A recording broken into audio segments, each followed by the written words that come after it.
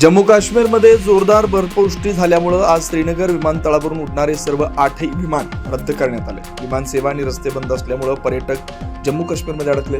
उद्यापासून श्रीनगर विमानतळावरून विमानसेवा सुरू होणार असल्याची माहिती देण्यात आली। मोठ्या प्रमाणात बर्फवृष्टी झाल्याने पर्यटकांना मोठा फटका बसलाय। जम्मू काश्मीरातील बर्फवृष्टीचं संपूर्ण दृश्य पाहूयात।